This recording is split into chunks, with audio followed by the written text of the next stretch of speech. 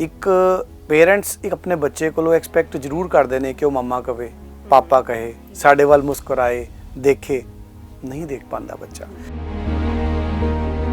ਮੈਂ ਦੇਖਿਆ ਕਿ ਆਚਾर्य ਚਰਕ ਨੇ ਬ੍ਰਹਮੀ, ਜਟਾਮਾਨਸੀ, ਸ਼ੰਖ ਪੁਸ਼ਪੀ ਕਈ ਹਰਬਸ ਲਿਖੀਆਂ ਸੀ ਜਿਹੜੀਆਂ ਆਟਿਜ਼ਮ 'ਚ ਦੇ ਦੀਆਂ ਨੇ। ਕੀ ਆਟਿਜ਼ਮ ਪ੍ਰੈਗਨੈਂਸੀ ਤੋਂ ਹੀ ਸ਼ੁਰੂ ਹੋ ਜਾਂਦਾ ਹੈ? ਕਈ ਡਾਕਟਰਸ ਦਾ ਇਹ ਮਤ ਹੈ। ਮੈਂ ਤੇ ਰਾਦਰ ਹੈ ਕਹਿੰਦਾ ਜੀ autism is a phase in your life. ਇੱਕ ਬੱਚੇ ਦੀ ਜ਼ਿੰਦਗੀ 'ਚ ਆਟਿਜ਼ਮ ਇੱਕ ਐਸੀ ਫੇਜ਼ ਹੈ ਜਿਹਨੂੰ ਅਗਰ ਆਪਾਂ ਸੰਭਾਲ ਲਿਆ ਤੇ ਉਹ ਰੋਗ ਨਹੀਂ ਬਣੇਗਾ, ਵਰਨਾ ਉਹ ਰੋਗ ਬਣ ਜਾਏਗਾ। ਤੁਸੀਂ ਕੀ ਪਾਇਆ ਕਿ ਪੇਰੈਂਟਸ ਦੇ ਵਿੱਚ ਇਸ ਤਰ੍ਹਾਂ ਦੀਆਂ ਕਿਹੜੀਆਂ ਕਮੀਆਂ ਨੇ ਜਿਹੜੀਆਂ ਦੂਰ ਕਰਨੀਆਂ ਲਾਜ਼ਮੀ ਨੇ ਤਾਂ ਜੋ ਬੱਚਿਆਂ ਦੇ ਵਿੱਚ ਇਸ ਤਰ੍ਹਾਂ ਦੇ ਸਿੰਪਟਮਸ ਨਾ ਆਉਣ? ਸਾਡੀਆਂ ਕਈ ਸੈਂਸੇਸ਼ਨਸ ਨੇ ਜਿਨ੍ਹਾਂ ਨੂੰ ਆਪਾਂ ਡਿਵੈਲਪ ਕਰਨਾ ਹੁੰਦਾ ਵਾ। ਸੈਂਸਰੀ ਡਿਵੈਲਪਮੈਂਟ ਬੱਚੇ ਦੀ ਹੋਏਗੀ ਜਦੋਂ ਤੁਸੀਂ ਬੱਚੇ ਦੇ ਕੋਲ ਬੈਠੋਗੇ, ਗੱਲਬਾਤ ਕਰੋਗੇ। ਕੁਝ ਪੇਰੈਂਟਸ ਤੇ ਟੋਲਰੇਟ ਕਰਦੇ ਨੇ, ਅਦਰਵਾਈਜ਼ ਬੜੀ ਵਾਰੀ ਕੀ ਹੁੰਦਾ ਹੈ ਕਿ ਪੇਰੈਂਟਸ ਸੋਚਦੇ ਨੇ ਮੇਰਾ ਪਹਿਲਾ ਬੱਚਾ ਆਟਿਸਟਿਕ ਹੈ, ਅਗਲਾ ਬੱਚਾ ਪਲਾਨ ਕਰ ਲੈਂਦੇ ਨੇ, ਪਹਿਲਾ ਠੀਕ ਹੋ ਸਕਦਾ ਹੁੰਦਾ ਹੈ, ਉਹਦੇ ਤੇ ਨਹੀਂ ਮਿਹਨਤ ਕਰਦੇ ਹੈ। ਤਾਂ ਕੀ ਇਹਨਾਂ 'ਚ ਹਾਰਮੋਨਲ ਡਿਸਆਰਡਰਸ ਵੀ ਆਉਂਦੇ ਹੈ? ਇਹ ਇੱਕ ਐਸਾ ਸਵਾਲ ਹੈ ਜੀ ਜਿਹੜਾ ਬੜਾ ਹੀ ਇੰਪੋਰਟੈਂਟ ਹੈ। ਦੁਬਾਰਾ ਦੇਖੋ, a male will become a male after 14 years 15 years proper ਜਦੋਂ ਮੇਲ ਹਾਰਮੋਨਸ ਉਹਦੇ ਚ ਐਕਟੀਵੇਟ ਹੋ ਜਾਣਗੇ। ਸਿਮਿਲਰਲੀ ਫੀਮੇਲਸ ਦੀ ਵੀ ਇੱਕ ਏਜ ਹੈ, ਲੇਕਿਨ ਆਟਿਸਟਿਕ ਬੱਚੇ ਜਨਰਲੀ ਮੈਂ ਆਪਣੀ ਰਿਸਰਚ 'ਚ ਦੇਖਿਆ ਹੋਇਆ ਕਿ ਸਮੇਂ ਤੋਂ ਜਲਦੀ ਮੈਚੁਰ ਹੁੰਦੇ ਨੇ। ਹਾਲ ਹੀ 2 ਅਪ੍ਰੈਲ ਨੂੰ ਵਰਲਡ ਆਟਿਜ਼ਮ ਡੇ ਗੁਜ਼ਰ ਕੇ ਗਿਆ ਹੈ। ਆਟਿਜ਼ਮ ਇੱਕ ਇਸ ਤਰ੍ਹਾਂ ਦੀ ਬਿਮਾਰੀ ਹੈ ਜਿਸ ਦਾ ਅੱਜ ਦੇ ਇਸ ਸਿਨੈਰੀਓ ਦੇ ਵਿੱਚ ਸਾਨੂੰ ਗੱਲਬਾਤ ਕਰਨਾ ਮੈਨੂੰ ਲੱਗਦਾ ਹੈ ਬੜਾ ਜ਼ਰੂਰੀ ਹੈ। ਆਟਿਜ਼ਮ ਖਾਸ ਕਰਕੇ ਨਿੱਕੇ ਬੱਚਿਆਂ ਵਿੱਚ ਜ਼ਿਆਦਾ ਪਾਇਆ ਜਾਂਦਾ ਹੈ। ਆਟਿਜ਼ਮ ਕਿਸ ਕਿਸਮ ਦਾ ਹੁੰਦਾ ਹੈ, ਇਸ ਦੇ ਉੱਤੇ ਚਰਚਾ ਕਰਨਾ ਕਿਉਂ ਇੰਪੋਰਟੈਂਟ ਹੈ। ਮਾਈਲਡ ਆਟਿਜ਼ਮ, ਮੋਡਰੇਟ ਤੇ ਉਸ ਤੋਂ ਬਾਅਦ ਇਹ ਸੀਵਰ ਕੰਡੀਸ਼ਨ ਦੇ ਵਿੱਚ ਆਉਂਦਾ ਹੈ। ਕੀ ਇਹ ਇਸ ਤਰ੍ਹਾਂ ਦੀ ਬਿਮਾਰੀ ਹੈ ਜਿਸ ਦਾ ਇਲਾਜ ਸੰਭਵ ਹੈ ਜਾਂ ਲਾ ਇਲਾਜ ਹੈ? तमाम ਚੀਜ਼ਾਂ ਤੇ ਅੱਜ ਦੇ ਇਸ ਪ੍ਰੋਗਰਾਮ ਦੇ ਵਿੱਚ ਸਾਡੇ ਨਾਲ ਗੱਲਬਾਤ ਕਰਨ ਲਈ ਮੌਜੂਦ ਨੇ ਡਾਕਟਰ ਨਵਦੀਪ ਸ਼ਰਮਾ। बहुत बहुत स्वागत है ਦਾਨ ਮਿਊਟ ਤੇ ਤੁਹਾਡਾ। ਸਤਿ ਸ਼੍ਰੀ ਅਕਾਲ ਜੀ। ਅਦੀਬ ਅਜ਼ੀਜ਼ ਦੋਸਤੋ, ਦਾਨ ਮਿਊਟ ਦੇਖ ਰਹੇ ਹੋ ਤੁਸੀਂ, ਮੈਂ ਗੁਰਨੀਤ ਹਾਂ ਤੁਹਾਡੇ ਨਾਲ। ਦੋਸਤੋ, ਆਟਿਜ਼ਮ ਦੀ ਗੱਲ ਕਰਨਾ ਸਾਡੇ ਵਾਸਤੇ ਇੰਪੋਰਟੈਂਟ ਤਾਂ ਹੈ ਹੀ, ਪਰ ਇੰਪੋਰਟੈਂਟ ਕਿਉਂ ਹੈ? ਕਈ ਵਾਰੀ ਨਿੱਕੇ ਬੱਚਿਆਂ ਦੀ ਇਸ ਤਰ੍ਹਾਂ ਦੀ ਐਕਟੀਵਿਟੀਜ਼ ਤੋਂ ਪੇਰੈਂਟਸ ਬਹੁਤ ਜ਼ਿਆਦਾ ਪਰੇਸ਼ਾਨ ਹੋ ਜਾਂਦੇ ਨੇ। ਪਰੇਸ਼ਾਨ ਹੋ ਕੇ ਉਹਨਾਂ ਨੂੰ ਲੱਗਦਾ ਹੈ ਕਿ ਸਾਨੂੰ ਇਸ ਟਾਈਮ ਡਾਕਟਰੀ ਸਹਾਇਤਾ ਦੀ ਜ਼ਰੂਰਤ ਹੈ, ਤਾਂ ਉਹ ਡਾਕਟਰ ਕੋਲ ਆ ਕੇ ਕਈ ਵਾਰੀ ਬਹੁਤ ਸਾਰੇ ਸਵਾਲਾਂ ਨੂੰ ਇੱਕਦਮ ਤੁਹਾਡੇ ਅੱਗੇ ਚਿੱਠਾ ਵਿਛਾ ਦਿੰਦੇ ਹੋਣਗੇ। ਇਹ ਆਈ ਕੰਟੈਕਟ ਨਹੀਂ ਬਣਾ ਰਿਹਾ, ਇਹ ਉਸ ਤਰ੍ਹਾਂ ਰਿਸਪੌਂਸ ਨਹੀਂ ਕਰ ਰਿਹਾ, ਇਹ ਬੋਲਣਾ ਸ਼ੁਰੂ ਨਹੀਂ ਕਰ ਰਿਹਾ, ਤਾਂ ਤੁਸੀਂ ਕਿਸ ਤਰ੍ਹਾਂ ਕਹਿੰਦੇ ਹੋ? ਦੇਖੋ, ਸਭ ਤੋਂ ਮੇਜਰ ਚੀਜ਼ ਇੱਕ ਡਾਕਟਰ ਦੇ ਨਾਤੇ ਮੈਜੋਰਿਟੀ ਜਿਹੜੀਆਂ ਪ੍ਰੋਬਲਮਸ ਫੇਸ ਕਰ ਰਹੇ ਹੁੰਦੇ ਨੇ ਆਟਿਸਟਿਕ ਬੱਚੇ, ਪੇਰੈਂਟਸ ਨੂੰ ਲੱਗ ਰਿਹਾ ਹੁੰਦਾ ਵਾ ਕਿ ਇਹ ਅਲੱਗ-ਅਲੱਗ ਨੇ। ਰਿਐਲਿਟੀ ਹੈ ਮੋਰ ਔਰ ਲੈਸ ਇੱਕ ਵਰਗੀਆਂ ਹੁੰਦੀਆਂ ਨੇ। ਜਿਸ ਤਰ੍ਹਾਂ ਕਿ ਬੱਚੇ ਦਾ ਨਾਂ ਬੋਲਣਾ, ਆਈ ਕੰਟੈਕਟ ਨਾ ਕਰਨਾ।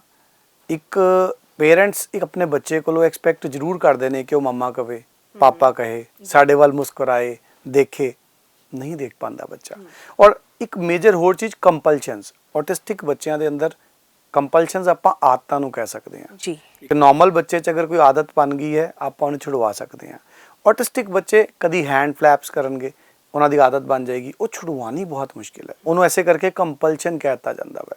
ਇਹਦੇ ਨਾਲ ਹਾਈਪਰ ਐਕਟੀਵਿਟੀ। ਬੜੀ ਵਾਰ ਪੇਰੈਂਟਸ, ਅੱਜ ਕੱਲ੍ਹ ਸਾਰੇ ਵਰਕਿੰਗ ਪੇਰੈਂਟਸ ਨੇ, ਕਈ ਤਰ੍ਹਾਂ ਦੇ ਕੰਮ ਨੇ ਉਹਨਾਂ ਨੂੰ।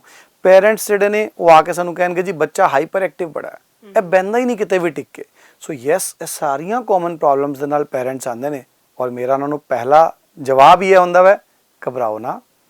ਕੱਲ੍ਹ ਨੂੰ ਜਦੋਂ ਬੱਚਾ ਪੂਰੇ ਦਾ ਪੂਰਾ ਠੀਕ ਹੋ ਜਾਏਗਾ, ਬੱਚੇ ਨੂੰ ਚਾਹੀਦਾ ਕੀ ਹੈ ਜੀ, ਮੇਰੇ ਇਲਾਜ ਤੋਂ ਜ਼ਿਆਦਾ ਤੁਹਾਡਾ ਟਾਈਮ, ਤੁਹਾਡੀ ਕੇਅਰ, ਤੁਹਾਡੀ ਕੰਪੈਸ਼ਨ। ਅਗਰ ਤੁਸੀਂ ਉਸ ਗਾਈਡੈਂਸ ਦੇ ਅਕੋਰਡਿੰਗ ਚੱਲ ਪਏ, ਇੱਕ ਆਉਣ ਵਾਲੀ ਸਟੇਜ ਤੋਂ ਬਾਅਦ ਤੁਸੀਂ ਭੁੱਲ ਜਾਓਗੇ ਕਿ ਬੱਚਾ ਕਦੀ ਆਟਿਸਟਿਕ ਸੀ। ਸੋ ਸਭ ਤੋਂ ਪਹਿਲੇ ਮੈਂ ਉਹਨਾਂ ਨੂੰ ਰਿਲੈਕਸ ਕਰਦਾ, ਉਹਨਾਂ ਦੇ ਮਨ ਦੀਆਂ ਜਿਹੜੀਆਂ ਐਪਰੀਹੈਂਸ਼ਨਸ ਨੇ ਉਹਨਾਂ ਨੂੰ ਦੂਰ ਕਰਨ ਦਾ ਪ੍ਰਯਾਸ ਕਰਦਾ ਜੀ। ਡਾਕਟਰ ਸਾਹਿਬ, ਤੁਹਾਡੇ ਕਰੀਬਨ 32 ਸੈਂਟਰਸ ਨੇ, ਹਸਪੀਟਲਸ ਨੇ ਵਰਲਡ ਵਾਈਡ। ਤੁਸੀਂ ਐਡਾ ਵੱਡਾ ਬਿਜ਼ਨਸ ਸੰਭਾਲ ਰਹੇ ਹੋ, ਬਹੁਤ ਸਾਰੇ ਇਸ ਤਰ੍ਹਾਂ ਦੇ ਪੇਸ਼ੈਂਟਸ ਨੇ ਜੋ ਤੁਹਾਡੇ ਕੋਲ ਆਉਂਦੇ ਹੋਣਗੇ। ਮੈਂ ਚਾਹੁੰਦੀ ਹਾਂ ਕਿ ਆਪਣੀ ਨਿੱਜੀ ਜ਼ਿੰਦਗੀ ਦੇ ਤਜਰਬੇ ਦੇ ਵਿੱਚੋਂ ਇੱਕ ਆਧ ਕੋਈ ਕੇਸ ਤਾਂ ਸਾਂਝਾ ਕਰੋ ਕਿ ਤੁਹਾਡੇ ਕੋਲ ਇੱਕ ਇਸ ਤਰ੍ਹਾਂ ਦਾ ਕੇਸ ਆਇਆ ਸੀ ਜੋ ਨਾ ਭੁੱਲਣਯੋਗ ਹੈ। ਦੇਖੋ, ਮੈਂ ਸਟਾਰਟ ਹੀ ਸਭ ਤੋਂ ਪਹਿਲੇ ਤੋਂ ਕਰਾਂਗਾ, ਕਿਉਂਕਿ ਲਾਈਫ 'ਚ ਬੜੀ ਵਾਰੀ ਜਦੋਂ ਸਭ ਕੁਝ ਪਹਿਲੀ ਵਾਰ ਹੁੰਦਾ ਨਾ, ਉਹ ਪਹਿਲੇ ਐਕਸਪ੍ਰੈਸ਼ਨਸ, ਪਹਿਲੀਆਂ ਚੀਜ਼ਾਂ ਸਾਨੂੰ ਯਾਦ ਰਹਿੰਦੀਆਂ ਨੇ। ਤੁਸੀਂ ਸਮੁੰਦਰ ਪਹਿਲੀ ਵਾਰੀ ਦੇਖੋ ਯਾਦ ਰਹੇਗਾ ਜੀ ਮੈਂ ਪਹਿਲੀ ਟਾਈਮ ਸਮੁੰਦਰ ਦੇਖਿਆ ਸੀ। ਪਹਾੜ ਪਹਿਲੀ ਵਾਰੀ ਦੇਖੋ ਯਾਦ ਰਹੇਗਾ ਪਹਾੜ ਪਹਿਲੀ ਵਾਰੀ ਦੇਖੇ ਸੀ। ਪਹਿਲੀ ਵਾਰੀ 10th ਦੇ ਮਾਰਕਸ ਪਤਾ ਚੱਲੇ ਯਾਦ ਰਹਿਣਗੇ। ਐਸੇ ਤਰੀਕੇ ਨਾਲ ਪਹਿਲਾ ਪੇਸ਼ੈਂਟ ਮੈਂ ਆਟਿਸਟਿਕ ਬੱਚੇ ਦੀ ਅਗਰ ਗੱਲ ਕਰਾਂ ਜਿਹੜਾ ਸਭ ਤੋਂ ਪਹਿਲੀ ਵਾਰੀ ਮੇਰੀ ਲਾਈਫ 'ਚ ਆਇਆ, ਮੇਰੇ ਮੈਥਸ ਦੇ ਟੀਚਰ ਸੀ ਜੀ ਗੋਬਿੰਦ ਜੀ, ਗੋਬਿੰਦ ਅਗਰਵਾਲ ਉਹਨਾਂ ਦਾ ਨਾਮ ਹੈ। 8th 'ਚ ਮੈਨੂੰ ਮੈਥਸ ਪੜ੍ਹਾਉਂਦੇ ਹੁੰਦੇ ਸੀ, ਮੇਰੇ ਘਰ ਆਏ ਔਰ ਮਿਲਣ ਆਏ ਸੀ। ਮੈਂ BAMS ਦੇ ਸੈਕਿੰਡ ਪ੍ਰੋਫ 'ਚ ਸੀ। ਉਹਨਾਂ ਦਾ ਬੇਟਾ ਉਹਨਾਂ ਦੇ ਨਾਲ ਸੀ, ਕਰੀਬਨ 3 ਕੁ ਸਾਲਾਂ ਦਾ, ਮਨੁਜ ਨਾਮ ਸੀ। ਮੇਰੇ ਪੇਰੈਂਟਸ ਨੂੰ ਬੁਲਾਉਣ ਦੀ ਕੋਸ਼ਿਸ਼ ਕਰ ਰਹੇ ਸੀ, ਉਹ ਖੁਦ ਆਪਣੇ ਬੱਚੇ ਨੂੰ ਬੁਲਾ ਰਹੇ ਸੀ, ਲੇਕਿਨ ਉਹਨਾਂ ਦਾ ਬੱਚਾ ਇੱਕ ਕੋਨੇ 'ਚ ਬੈਠਾ ਆਪਣੀ ਹੀ ਦੁਨੀਆ 'ਚ ਮਸਤ ਸੀ। ਪੁੱਛਿਆ ਉਹਨਾਂ ਨੂੰ ਕਿ ਕੀ ਚੈਲੰਜ ਹੈ। ਮੇਰੇ ਫਾਦਰ ਨੇ ਪੁੱਛਿਆ, ਉਹਨਾਂ ਨੇ ਦੁਖੀ ਹੋ ਕੇ ਦੱਸਿਆ ਜੀ ਪਿੱਛੇ ਇਹਨੂੰ ਦਿਖਾ ਕੇ ਆਏ ਆ ਆਪਾਂ ਸਾਈਕੈਟ੍ਰਿਸਟ ਨੂੰ ਇੱਕ, ਉਹਨੇ ਕਿਹਾ ਵੇ ਕਿ ਆਟਿਸਟਿਕ ਬੱਚਾ ਹੈ, ਸਾਰੀ ਜ਼ਿੰਦਗੀ ਇੰਜ ਹੀ ਰਹੇਗਾ, ਇਹ ਬੋਲ ਨਹੀਂ ਪਾਏਗਾ। ਉਹਨਾਂ ਨੇ ਸਾਨੂੰ ਸਪੈਸ਼ਲ ਐਜੂਕੇਸ਼ਨ ਬਾਰੇ ਦੱਸਿਆ ਵਾ, ਲੇਕਿਨ ਕਿਹਾ ਕਿ ਘੱਟ ਹੀ ਚਾਂਸ ਨੇ ਕਿ ਇਹ ਬੱਚਾ ਕਦੀ ਬਹੁਤ ਵਧੀਆ ਹੋ ਸਕੇ, ਤੁਸੀਂ ਸੈਕਿੰਡ ਇਸ਼ੂ ਬਾਰੇ ਪਲਾਨ ਕਰਨ ਬਾਰੇ ਅੱਗੇ ਸੋਚ ਲਓ ਜੀ। ਉਹਨਾਂ ਨੇ ਮੇਰੇ ਨਾਲ ਗੱਲ ਕੀਤੀ ਕਿ ਹਾਂ ਬਈ ਤੂੰ ਵੀ ਪੜ੍ਹ ਰਿਹਾ, ਕੁਝ ਕਰ ਸਕਦਾ ਮੈਂ, ਹੈ ਤੁਹਾਡੇ ਆਯੁਰਵੇਦ 'ਚ ਕੁਝ। ਮੈਂ ਇੱਕ student C and frankly speaking ਮੈਂ ਕਦੀ ਸੁਣਿਆ ਵੀ ਨਹੀਂ ਸੀ ਕਿ ਆਟਿਜ਼ਮ ਕੀ ਹੁੰਦਾ ਉਦੋਂ ਤੱਕ। ਮੈਂ ਸਟੱਡੀ ਕੀਤਾ, ਮੈਂ ਦੇਖਿਆ ਕਿ ਆਚਾਰਿਆ ਚਰਕ ਨੇ ਬ੍ਰਹਮੀ, ਜਟਾਮਾਨਸੀ, ਸ਼ੰਖ ਪੁਸ਼ਪੀ ਕਈ ਹਰਬਸ ਲਿਖੀਆਂ ਸੀ ਜਿਹੜੀਆਂ ਆਟਿਜ਼ਮ 'ਚ ਦੇਈ ਦੀਆਂ ਨੇ। ਹੁਣ ਇਹਨਾਂ 'ਚੋਂ ਬ੍ਰਹਮੀ ਇੱਕ ਐਸੀ ਜੜੀ ਬੂਟੀ ਸੀ ਜਿਹੜੀ ਮੈਂ ਦੇਖੀ ਹੋਈ ਸੀ ਕਿ ਮੈਡੀਕਲ ਕਾਲਜ ਅੰਮ੍ਰਿਤਸਰ ਦੇ ਅੰਦਰ ਇਹ ਬ੍ਰਹਮੀ ਜਿਹੜੀ ਹੈ ਇਹ ਉਗਦੀ ਸੀ। ਮੈਂ ਬ੍ਰਹਮੀ ਲਿਆਂਦੀ, ਉਹਦਾ ਜੂਸ ਕੱਢਿਆ ਫਰੈਸ਼, ਤੇ 1 ਚਮਚ 2 ਚਮਚ ਰੂਟੀਨ 'ਚ ਉਹਨੂੰ ਦੇਣਾ ਸ਼ੁਰੂ ਕੀਤਾ। ਟੂ ਐਵਰੀਵਨਸ ਐਸਟੋਨਿਸ਼ਮੈਂਟ 3 ਕੁ ਮਹੀਨਿਆਂ ਬਾਅਦ ਉਹਨੇ ਬੋਲਣਾ ਸ਼ੁਰੂ ਕਰ ਦਿੱਤਾ। ਹਾਲੀ ਉਹ ਸੋਚ ਕੇ ਨਹੀਂ ਬੋਲਦਾ ਸੀ, ਲੇਕਿਨ ਬੋਲਦਾ ਸੀ। ਪੇਰੈਂਟਸ ਇਨਕਰੇਜ ਹੋਏ, ਉਹਨਾਂ ਨੇ ਮੈਨੂੰ ਕਿਹਾ ਹੁਣ ਅੱਗੇ ਕੁਝ ਕਰ ਸਕਦਾ ਮੈਂ। ਮੇਰੇ ਵਾਸਤੇ ਤਾਂ ਸਾਰਾ ਫਿਰ ਮੇਰੀ ਕਿਤਾਬਾਂ ਹੀ ਸੀ ਜੀ। ਮੈਂ ਕਿਤਾਬ 'ਚ ਦੇਖਿਆ ਕਿ ਆਚਾਰਿਆ ਚਰਕ ਨੇ ਲਿਖਿਆ ਸੀ ਕਿ ਇੱਕ ਖਾਸ ਘਿਓ ਸੀ ਮਹਾਪਿਸ਼ਾਚਿਕ ਘ੍ਰਿਤ, ਇਸ ਘਿਓ ਦੇ ਨਾਲ ਸ਼ਿਰੋਬਸਤੀ ਕਰੋ। ਸ਼ਿਰੋਬਸਤੀ ਇੱਕ ਸਪੈਸ਼ਲ ਪ੍ਰੋਸੀਜਰ ਆਪਾਂ ਅੱਜਕੱਲ ਦੇਖਦੇ ਹਾਂ ਜੀ, ਆਯੁਰਵੈਦਿਕ ਸੈਂਟਰ ਬਣਿਆ ਹੋਇਆ ਨਾ ਤੇ ਮੱਥੇ ਤੇ ਤੇਲ ਮਟਕੇ 'ਚੋਂ ਡਿੱਗ ਰਿਹਾ ਹੁੰਦਾ, ਉਹਨੂੰ ਸ਼ਿਰੋਧਾਰਾ ਕਹਿੰਦੇ ਆ। ਉਸ ਤਰ੍ਹਾਂ ਹੀ ਇੱਕ ਪ੍ਰੋਸੀਜਰ ਹੁੰਦਾ ਸ਼ਿਰੋਬਸਤੀ। ਮੈਂ ਉਹ ਘਿਓ ਤਿਆਰ ਕੀਤਾ ਕਿਉਂਕਿ ਮਾਰਕੀਟ 'ਚ ਕਿਤੇ ਅਵੇਲੇਬਲ ਨਹੀਂ ਸੀ, ਔਰ ਉਸ ਬੱਚੇ ਦੀ ਸ਼ਿਰੋਬਸਤੀ ਕੀਤੀ and by the grace of almighty within 15-16 ਸ਼ਿਰੋਬਸਤੀ ਉਹ ਸਮਝਦਾਰ ਹੋਣ ਲੱਗ ਪਿਆ। ਔਰ ਅੱਜ ਉਹ ਬੱਚਾ, ਮੈਂ ਪਿੱਛੇ ਵੀ ਇੱਕ ਪ੍ਰੈਸ ਕਾਨਫਰੰਸ ਸੀ ਤੇ ਉਹ ਮੇਰੇ ਨਾਲ ਸੀ ਮਨੁਜ, he is now in the final prof of BSc IT। BSc IT ਕਰ ਰਿਹਾ, ਕੋਈ ਦੇਖ ਕੇ ਕਹਿ ਹੀ ਨਹੀਂ ਸਕਦਾ ਕਿ ਕਦੀ ਮਨੁਜ ਆਟਿਸਟਿਕ ਵੀ ਸੀ।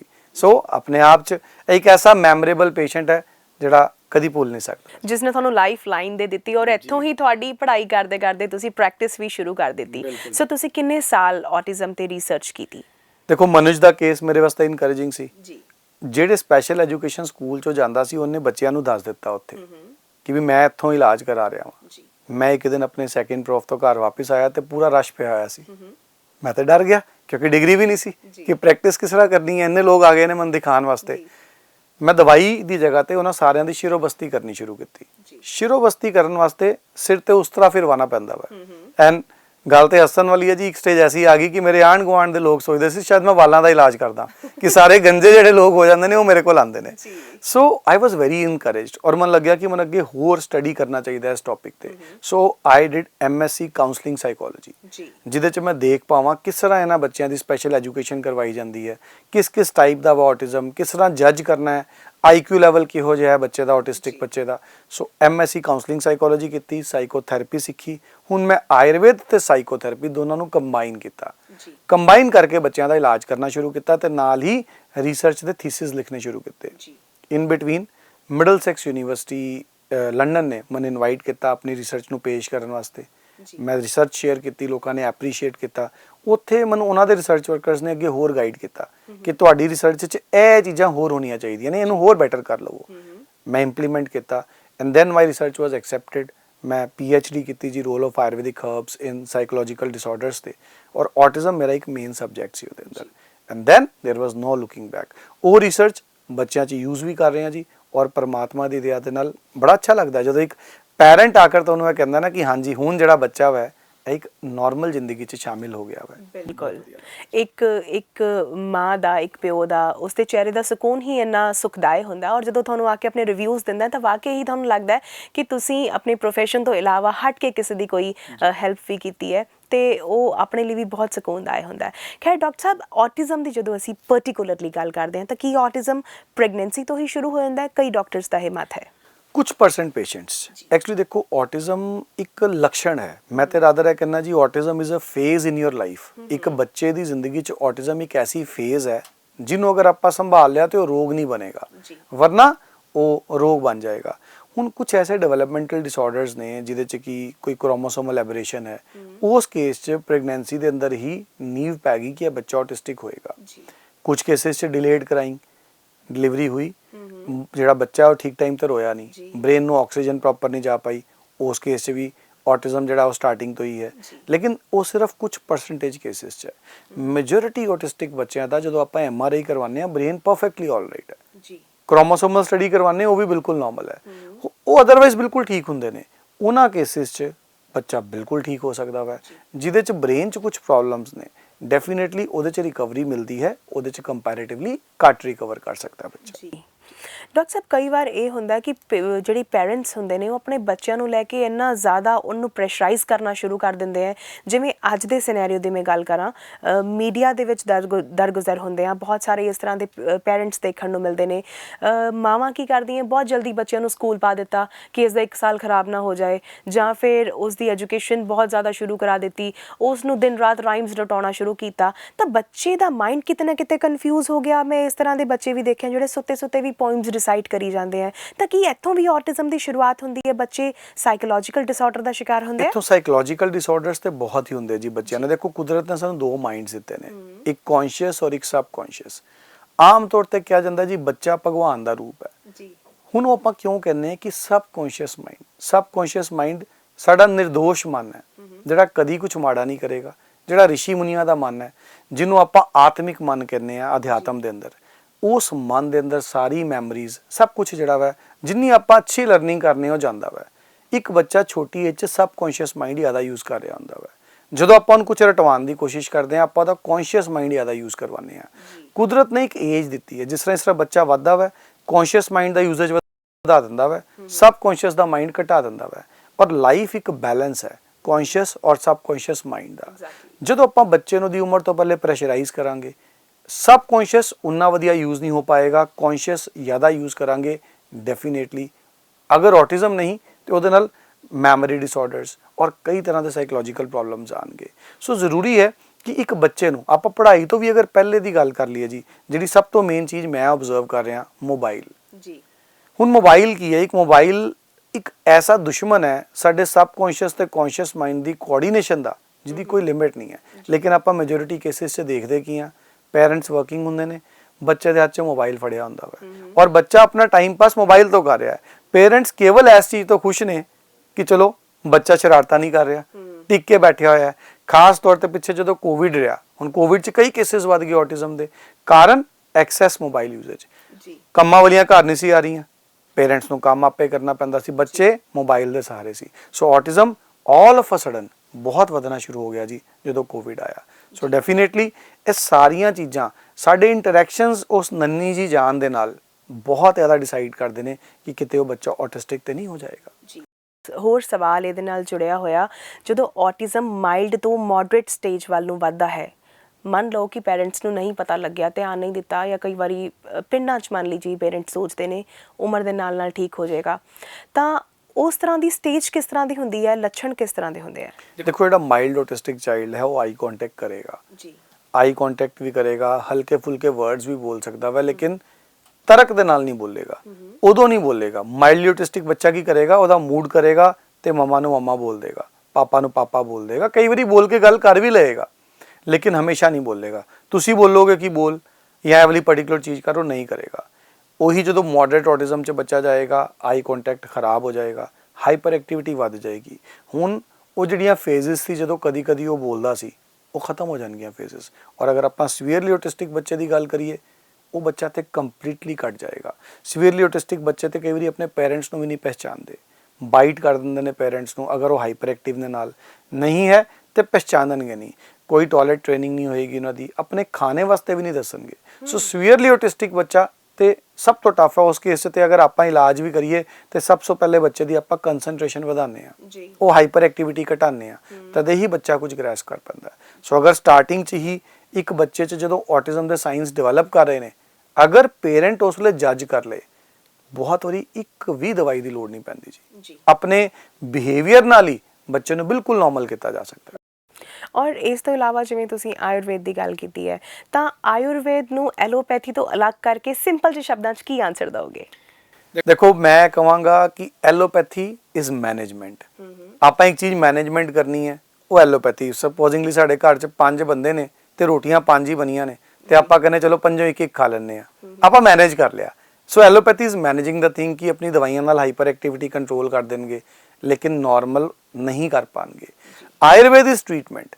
ਆਯੁਰਵੇਦ 'ਚ ਮਨ ਦੇ ਬਾਰੇ 'ਚ ਬਹੁਤ ਵਰਣਨ ਆਉਂਦਾ ਹੈ, ਸਤਵ ਰਜ ਤੇ ਤਮ, ਇਹ ਮਨ ਦੇ 3 ਗੁਣ ਨੇ, ਔਰ ਆਪਾਂ ਜਦੋਂ ਇਹਨਾਂ ਦਾ ਬੈਲੈਂਸ ਕਰ ਦਿੰਦੇ ਆ ਮਾਨਸਿਕ ਦੋਸ਼ਾਂ ਦਾ, ਸੋ ਆਟਿਜ਼ਮ ਰਿਵਰਸ ਹੋ ਜਾਂਦਾ ਹੈ। ਸੋ ਆਯੁਰਵੇਦ ਆਟਿਜ਼ਮ ਦਾ ਇਲਾਜ ਹੈ। ਸਭ ਤੋਂ ਵੱਡੀ ਚੀਜ਼ ਕੀ ਆਯੁਰਵੇਦ 'ਚ ਕਿ ਅਗਰ ਸਹੀ ਆਯੁਰਵੇਦ ਦਵਾਈਆਂ ਵੇਚਣਾ ਨਹੀਂ ਹੈ। ਅੱਜ ਆਪਾਂ ਅਕਸਰ ਦੇਖਦੇ ਹਾਂ ਆਯੁਰਵੈਦਿਕ ਡਾਕਟਰ ਸਿਰਫ ਦਵਾਈਆਂ ਵੇਚ ਰਹੇ ਹੁੰਦੇ ਆ ਜੀ, ਦੈਟ ਇਜ਼ ਨਾਟ ਆਯੁਰਵੇਦਾ।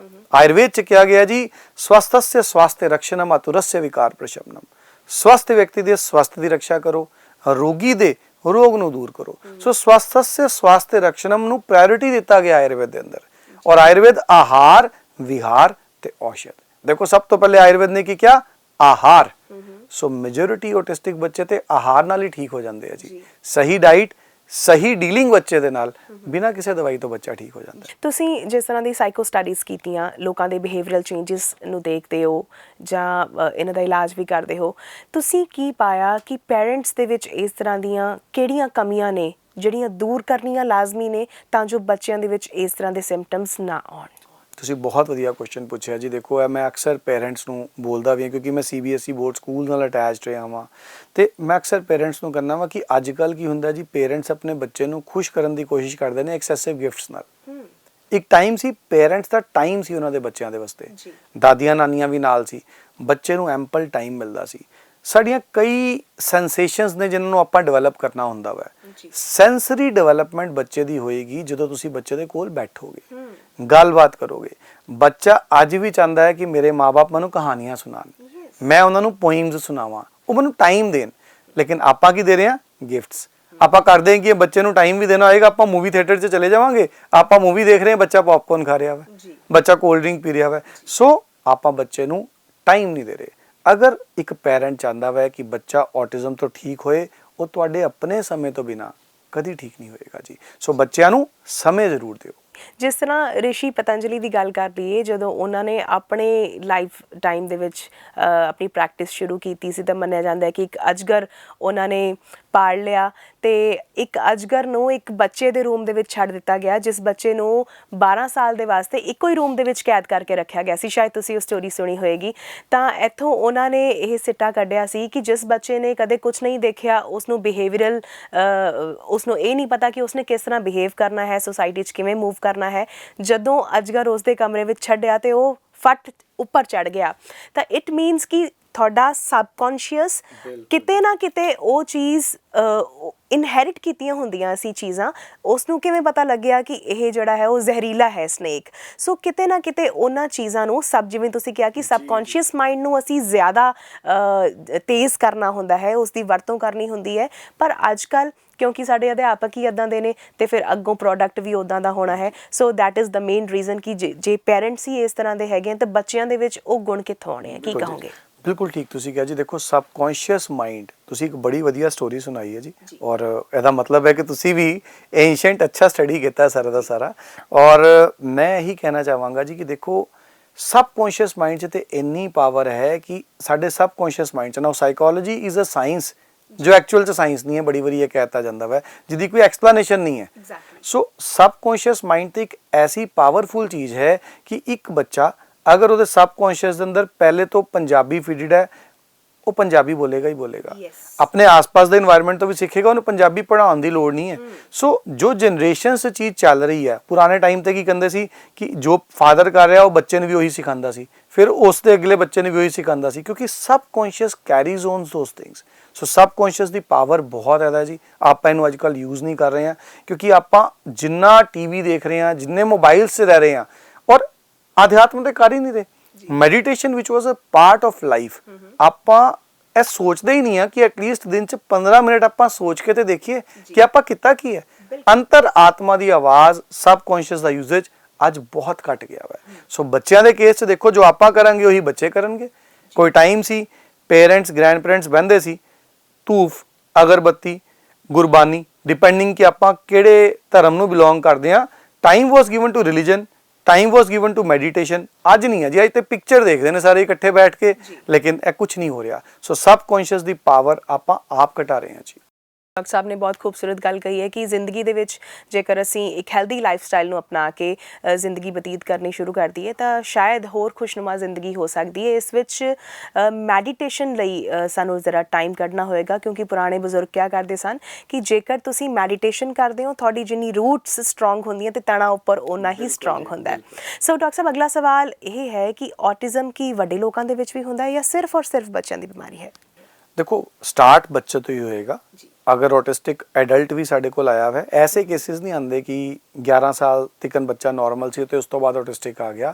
ਇਹੋ ਜਿਹੇ ਡੈਫੀਨੇਟਲੀ ਆ ਜਾਂਦੇ ਨੇ ਕਿ 1.5 ਸਾਲ ਤੱਕ ਬੱਚਾ ਨਾਰਮਲ ਸੀ, ਉਸ ਤੋਂ ਬਾਅਦ ਆਟਿਜ਼ਮ ਦੇ ਸਾਈਨਸ ਆਣੇ ਸ਼ੁਰੂ ਹੋ ਗਏ। ਉਹਨੂੰ ਆਪਾਂ ਰਿਗਰੈਸ਼ਨ ਕਹਿੰਦੇ ਆ ਕਿ ਬੱਚਾ ਪਹਿਲੇ ਠੀਕ ਸੀ 1.5 ਸਾਲ ਤੱਕ, ਉਸ ਤੋਂ ਬਾਅਦ ਚੋਂ all of a sudden mobile ਬਹੁਤ ਯੂਜ਼ ਕਰਨਾ ਸ਼ੁਰੂ ਕਰਤਾ, ਇੱਕਦਮ ਕੋਈ ਐਸਾ ਘਰ 'ਚ ਐਪੀਸੋਡ ਹੋ ਗਿਆ ਕਿ ਉਹਨੂੰ ਟਾਈਮ ਨਹੀਂ ਦਿੱਤਾ ਗਿਆ ਐਂਡ ਹੀ ਬਿਕੇਮ ਆਟਿਸਟਿਕ।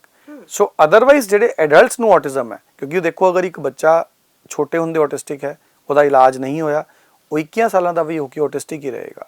ਫਰਕ ਸਿਰਫ ਇਹ ਪਾ ਜਾਂਦਾ ਵੈ ਕਿ ਜਦੋਂ ਬੱਚਾ ਵੱਡਾ ਹੋ ਜਾਂਦਾ ਆਟਿਸਟਿਕ ਹੋ ਕੇ, ਉਹਦੇ 'ਚ ਤਾਕਤ ਆ ਜਾਂਦੀ ਹੈ।